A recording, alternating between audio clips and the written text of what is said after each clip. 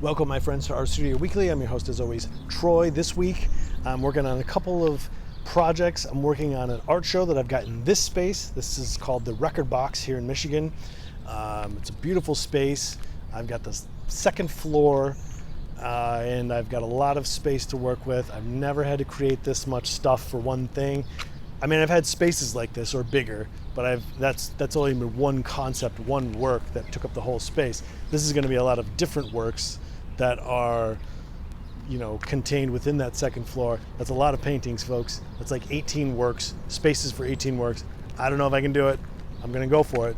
But I also, depending on the scheduling, might have access to this space on the third floor. What a beauty, eh? Like, look at this space here. You've got the perfect setup, essentially, for some sort of light and sound installation. Like, I can imagine stepping up. Everything's dark. You've got like an orb, a light orb in the center of the room, in the middle of those pillars, and you've got a sound happening all over, and maybe the light is growing and pulsating slowly, sort of like George Carlin's idea about the center of the world. Whoa, whoa, whoa. Just that over and over again. If you go up there's maybe one chair off to the side where you can sit down and catch coronavirus as you observe this thing. So that's the other thing about this show, is that, I don't know how it's going to work attendance-wise. It might be timed entries where maybe we only let in 10 people, or maybe it's just a virtual show, which would kind of suck to set this all up and then have a 2-hour live stream event on opening night. But it's possible to do something like that, or maybe I just chatter the ears off of people who tune in when I stream it live on YouTube or whatever I do. That's a possibility. But we'll see. This has to happen within the next couple of months. It's going to be interesting to finish that off before I head back out to the old Portland, Oregon, old Shanghai tunnels to, work on the winter things out there. And maybe I'll take some of these works with me and have something out there. I don't know. So it's possible to have it in multiple places. We'll see what I come up with. Some works or some paintings that I'm thinking about for this show, I've sort of been stumbling upon this idea. I'll show you a picture of something right now. And I've always loved the idea of taking black ink on paper and just smearing it or scraping it or pulling it and getting like these imprints on it that almost look like prints. Like monoprints or something, or I don't know what you would call it, but I love it. I've always kind of been okay at getting that result over and over again. So I started experimenting with putting a color underneath it, perhaps, as you can see, and then classic me with the little dot, and then the inside, like 2 lines in the interior. I liked the idea of creating a U-shaped thing, almost like it's a well or a hole that's being drilled into, and then these two it's not meant to be a shadow of one of the long blocks, but it's meant to be like 2 things, but I guess it could be either one, where it's sort of going into that hole, into that opening, into that crevasse, if you will, and then there's that classic dot down there. So it's just something I'm experimenting with. And there's another work that I started messing with. I was looking through a book called The Art Book. I think it was called The Art Bible or The Art Book.